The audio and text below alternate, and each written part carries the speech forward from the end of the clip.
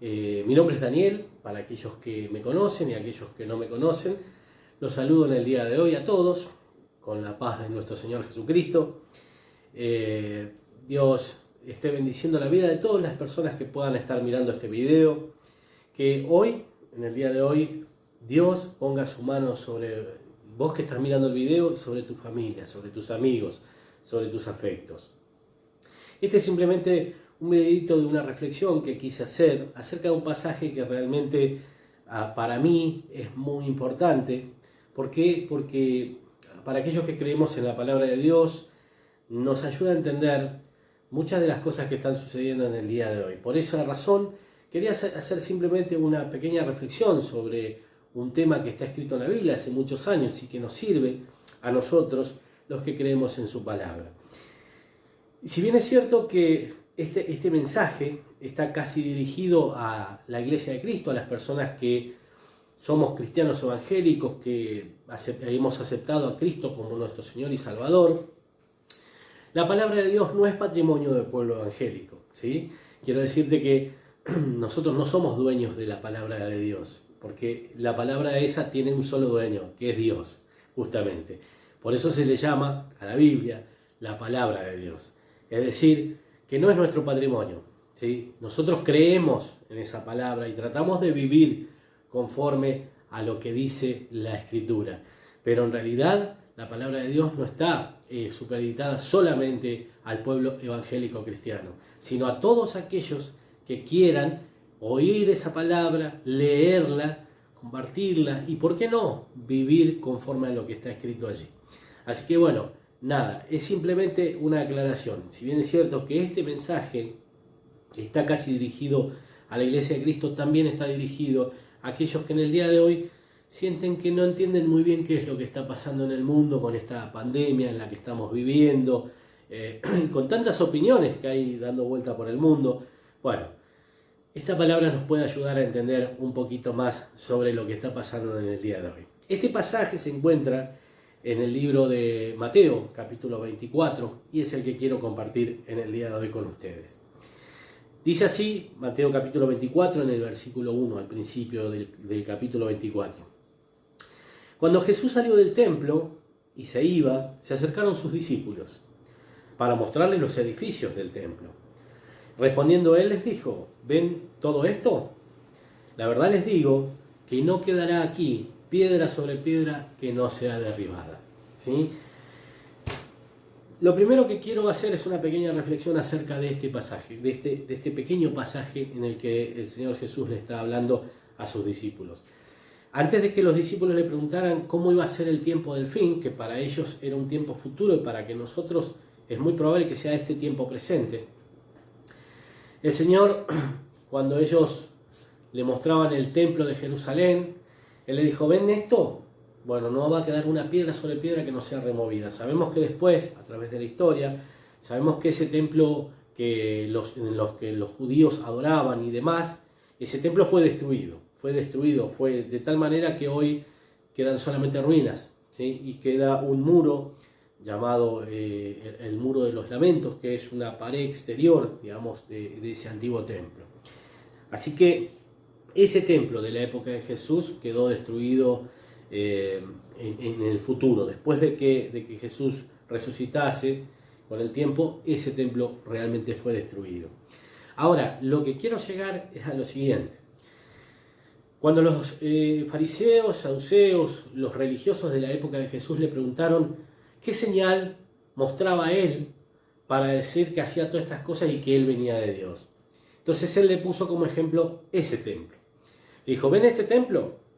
Bueno, destruyan este templo y yo en 3 días lo voy a construir.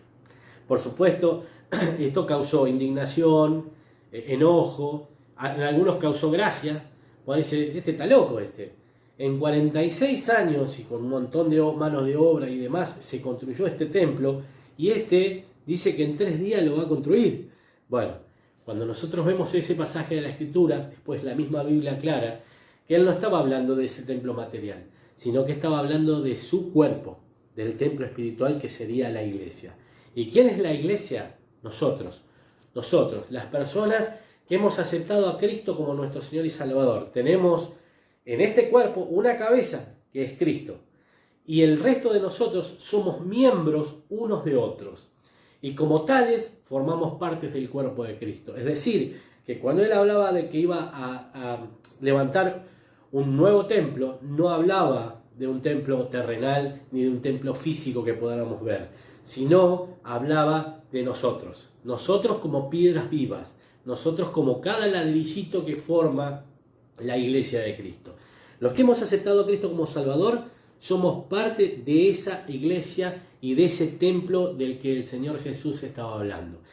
¿Por qué llevo a esta reflexión y por qué me parece importante entender esto? Porque normalmente, a veces, le hemos dado a los templos físicos, a los templos hechos de material, una exagerada preponderancia y valor sobre la iglesia de Cristo. ¿Por qué se lo digo a esto?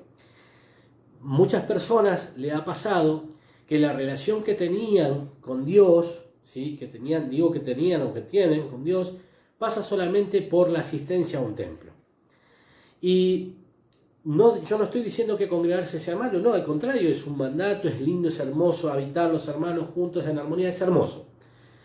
Pero la relación con nuestro Dios, que es un Dios vivo y que está sentado en el cielo y que está en cada uno de nosotros y está aquí mismo donde yo estoy y donde estás vos, la relación con Dios tiene que ser más profunda que simplemente ir a un templo físico. Lo que quiero explicarte es que Dios no le impresiona los grandes templos, no le impresionan las estructuras. ¿Por qué lo digo esto? ¿Está mal tener un templo iluminado, con buen sonido, todo lo demás? No, no está mal. Lo que estoy diciendo es poner ese tipo de cosas por sobre lo importante. Para Dios lo importante no es el templo en el que nosotros podemos asistir. Para Dios es importante las personas que asisten a ese templo. Dios no bendice una estructura porque la estructura es linda o está bien iluminada. Dios no piensa así.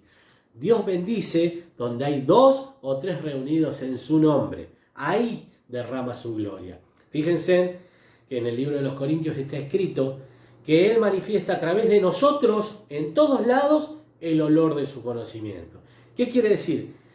Que a Dios no le impresionan los templos. Te digo otra cosita más, al diablo tampoco le impresionan los templos. Lo único que el diablo respeta sobre las personas es cuando la presencia de Dios está sobre las personas.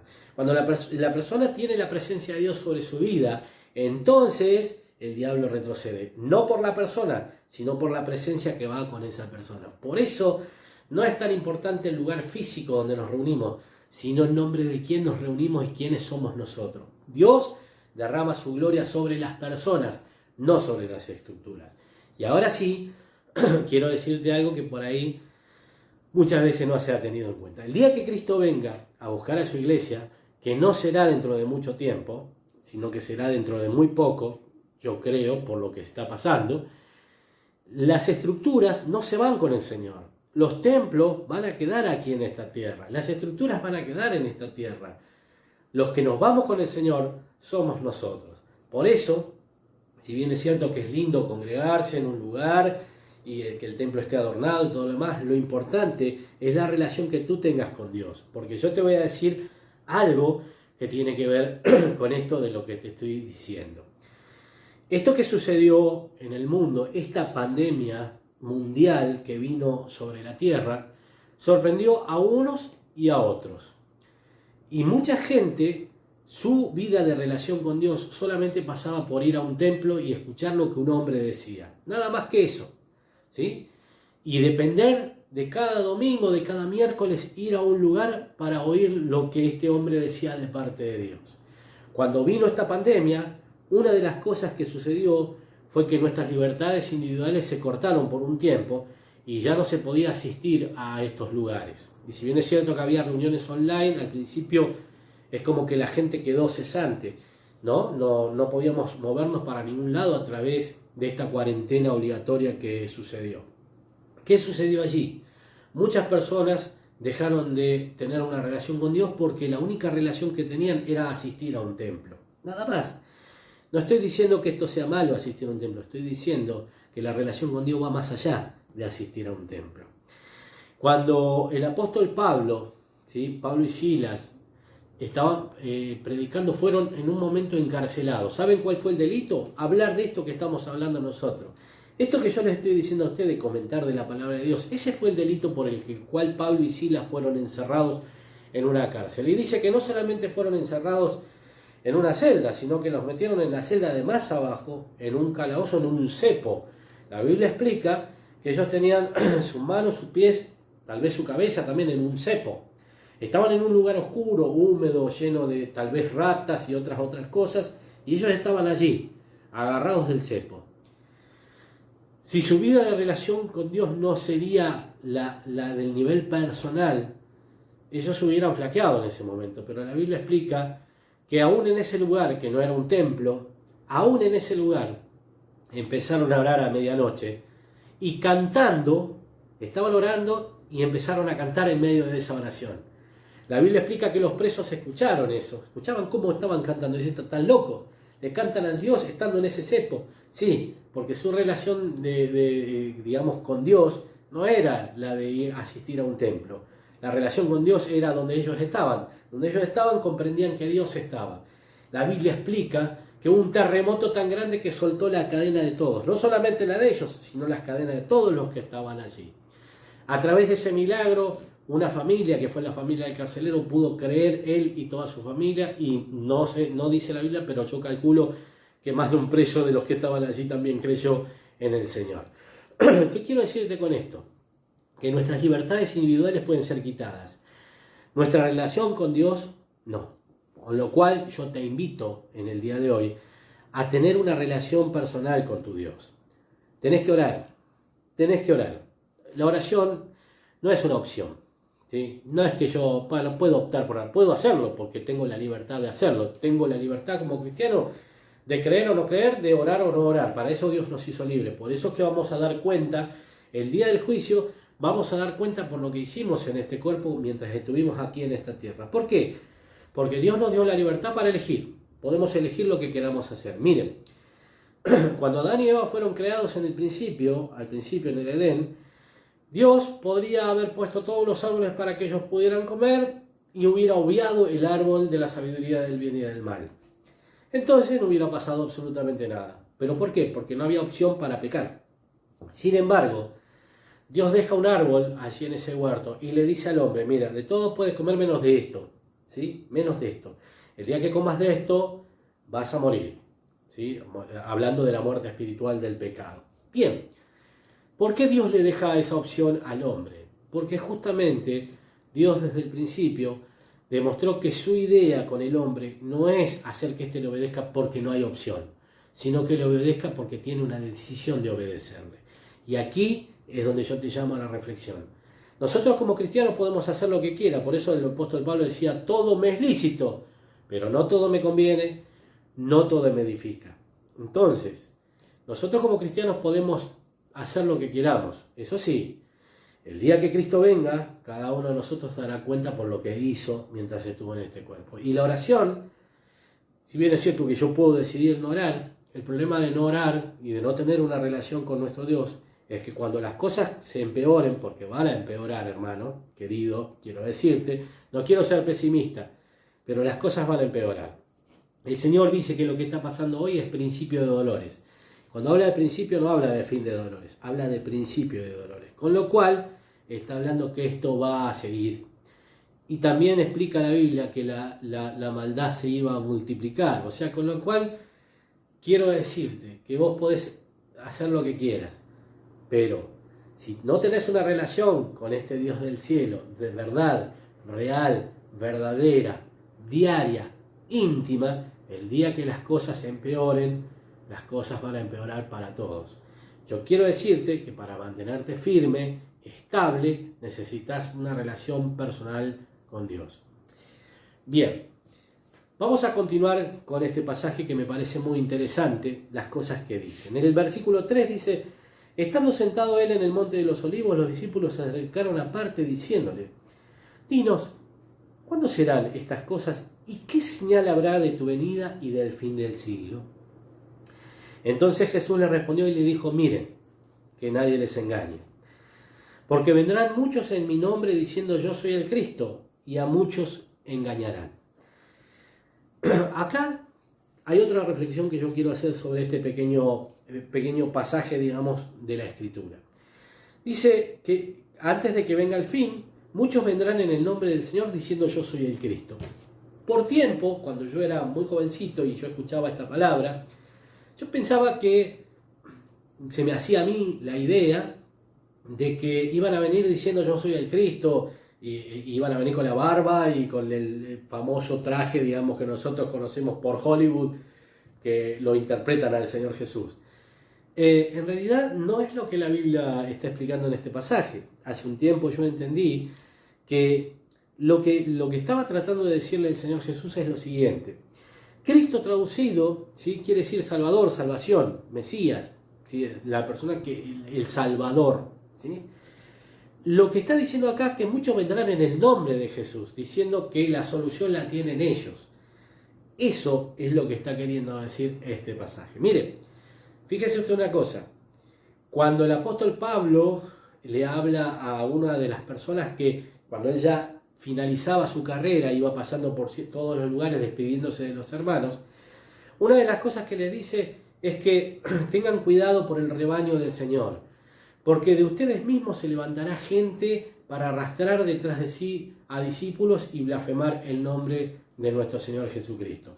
Está hablando de las filas del Evangelio. Por alguna razón, el Señor dice que en aquel día muchos le dirán, Señor, Señor, en tu nombre echamos fuera demonios, hicimos esto, hicimos aquello, y Él les va a decir, apartaos de mí porque no os conozco, hacedores de maldad. Lo que quiero decirte es lo siguiente, que muchos vendrán de las filas del Evangelio diciendo, no, yo soy el que tiene la solución. No ha pasado, lo hemos visto cómo se levantan y dicen, no, yo tengo la unción, o declaro, decreto, esto, aquello. Quiero decirte que el único verdadero es Jesucristo, y que todo aquello que no está escrito, todo aquello que no está firmado por la Biblia, no es de Dios. No importa quién lo diga, no importa qué nombre le hayan puesto, si es el de profeta, maestro, evangelista, superpastor, apóstol, porque hoy vemos todo este tipo de cosas, apóstoles, pastores, maestros, evangelistas, y no es de despreciarse, pero todo lo que enseñan los hombres tiene que estar basado en lo que la Biblia dice. Si hay algo de lo que te enseñan que en la Biblia no está, no importa quién sea el que te lo enseña, no está en la Biblia y vos tenés la opción de decir no. Vos, si yo te aconsejo, esto es una sugerencia, cree en lo que está escrito, no te lleves por lo que te digan, llévate por lo que está escrito en la Biblia. Si somos cristianos, si somos evangélicos, vivamos por lo que la Biblia dice, no por lo que los hombres nos enseñan, por lo que la Biblia dice. Es decir, que si un hombre te enseña lo que la Biblia dice y ahí está escrito y está aclarado, entonces viene de parte del cielo. Si no, no. Bien, continuando con esto. Por haberse multiplicado la maldad, el amor de muchos se enfriará. Bien. Cuando yo pensaba sobre este pasaje acerca del amor, ¿de qué amor habrá estado o estará hablando esta escritura? Bueno, claramente no está hablando del amor entre seres humanos, sino está hablando del amor hacia nuestro Creador. Por causa de la maldad de haberse multiplicado, dice aquí la Escritura, el amor de muchos se va a enfriar. Por eso, para que este amor no se enfríe, necesitas tener una relación personal con nuestro Dios. Y el último versículo de este pasaje que quiero reflexionar es, mas el que persevera hasta el fin, este será salvo. Dios quiera que todos los que estemos mirando aquí permanezcamos firmes hasta el último día de nuestras vidas. Yo quiero decirte algo que tiene que ver con un pasaje que está después de este y que a mí me llama poderosamente la atención porque muchas veces se ha hablado de este tiempo del fin y no se ha explicado claramente algunos conceptos que tienen que ver con lo que la Biblia dice. Muchos dicen o enseñan que antes de que Cristo venga y retorne a buscar a su iglesia, va a haber un gran avivamiento sobre la tierra, una unción desparramada por todo el mundo y que recién vendrá el Señor a buscar a su pueblo. Bueno, yo quiero decirte una cosa.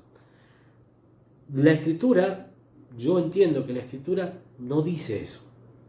Cuando yo pregunté alguna vez a personas que enseñaban esto, ¿de dónde sacaban ellos que vendría un gran avivamiento sobre la tierra? Bueno, entonces me contestaron lo siguiente. En el libro de Joel está escrito que en los postreros días, dice Dios, derramaré de mi espíritu sobre toda carne, y vuestros hijos profetizarán, y vuestros jóvenes verán visiones, vuestros ancianos soñarán sueños, etcétera, etcétera, etcétera.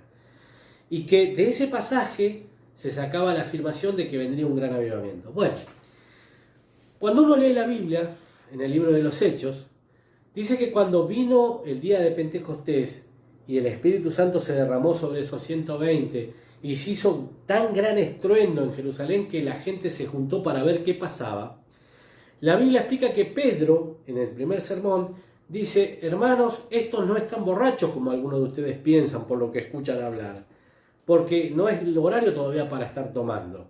Sino esto es lo dicho por el profeta Joel cuando dijo: en los postreros días, dice Dios, derramaré de mi Espíritu Santo sobre toda carne. ¿Qué quiere decir esto?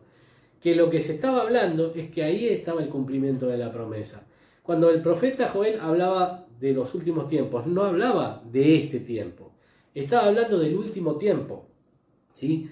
¿Cuál es el último tiempo? El tiempo de la gracia en el que estamos viviendo, que lleva aproximadamente 2000 años.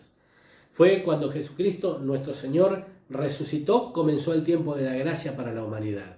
Es decir, que cuando está hablando del derramamiento del Espíritu Santo, está hablando para todo este tiempo, no en este tiempo en particular. Está hablando de este tiempo de la gracia. Ahora, yo quiero decirte algo que sí dice la Biblia acerca del tiempo del fin. Cuando vos seguís leyendo el pasaje después del capítulo 24, empezás a leer el pasaje de la parábola de las 10 vírgenes, que habla justamente de la venida del Señor Jesucristo, del arrebato, del rapto, de lo que nosotros conocemos como el rapto de la Iglesia de Cristo. Bueno, ahí es donde está hablando de algo que me gustaría hoy hacerte esta reflexión, y con esto ya voy a redondear y terminar esta pequeña reflexión acerca de este tiempo del fin. Dice que había 10 vírgenes que estaban con sus lámparas encendidas esperando al esposo. Está hablando de un grupo de gente que está esperando al esposo. Entonces, claramente, cuando habla de las 10 vírgenes, está hablando de la iglesia de Cristo, de nosotros, los que estamos esperando al Señor Jesús. La Biblia explica que 5 de estas vírgenes eran prudentes y 5 otras eran insensatas. ¿Sí? Es lo que dice la Biblia. Las 10 eran vírgenes, las 10 estaban esperando al esposo, las 10 habían traído sus lámparas y las 10 tenían aceite en sus lámparas. La diferencia entre las 5 prudentes es que las 5 prudentes, aparte del aceite que tenían en sus lámparas, también tenían un depósito guardado aparte por las dudas el esposo se tardara en venir. La Biblia explica que a medianoche, la Biblia dice que a medianoche las 10 vírgenes cabecearon y se durmieron todas. Todas. No dice que las 5 insensatas se durmieron y que las 5 prudentes estaban despiertas. No. La Biblia explica que las 10 vírgenes se durmieron, cabecearon y se durmieron. Quiero decirte algo. En el próximo pasaje dice: y he aquí que a medianoche, cuando estaban todas cabeceando durmiendo, el esposo se acerca y se escuchó la voz del esposo. Quiero decirte algo que por ahí no vas a escuchar en todos lados. La Biblia sí explica, no que va a venir un avivamiento antes de que Cristo venga, sino que el mundo va a estar sumido en una oscuridad tan grande, que hasta los cristianos más firmes estarán medio noqueados. Por eso la Biblia explica y dice que si el justo con dificultad se salva, ¿en dónde aparece el impío? La Biblia dice, Jesús nos advirtió y nos dijo: hagan fuerza para entrar por la puerta angosta, porque digo que muchos querrán entrar y no podrán. ¿Qué quiero decirte con esto, hermano? Que cuando Cristo vaya a venir a la tierra, no va a ser en el momento de más iluminación, va a ser en el momento de más oscuridad espiritual. Así que prepárate para lo que viene, porque el que persevera hasta el fin, este será salvo. Eso es lo que la Biblia explica, eso es lo que la Biblia dice. Cuando el esposo, se escuchó la voz del esposo, dice que las 5 prudentes arreglaron sus lámparas y usaron de lo que tenían, porque las lámparas ya se apagaban, usaban lo que tenían para poner en el depósito y salir a buscar al esposo, salir a esperarlo. Las otras 5 dijo: dennos, porque no, se nos apagan las lámparas y no tenemos forma de ir a esperarlo al esposo. Y él dijo: no, vayan a comprar para que no falte para nosotros tampoco. Entonces dice que mientras estas 5 insensatas corrían al mercado a buscar más aceite, vino el esposo. Entraron las 5 con él a las bodas del Cordero y la puerta se cerró. Quiero decirte esto, mi querido hermano. La diferencia de ese último minuto, cuando Cristo venga, la va a ser lo que vos estés guardando en el día de hoy. La Biblia explica en el libro de Génesis que cuando José, Dios le mostró las 7 vacas flacas y las 7 vacas gordas al rey y él interpretó el sueño, le dijo: hay 7 años de abundancia que van a venir sobre la tierra y tras ellos 7 años de escasez. Tal manera que esos 7 años van a hacer como que nunca hubo una tierra con tanta abundancia. Así que yo te aconsejo, le dijo José al faraón, que cuando haya mucha abundancia guardes para los momentos que lo necesites cuando no la haya. Y yo te doy el mismo consejo a vos como Dios me lo dio a mí.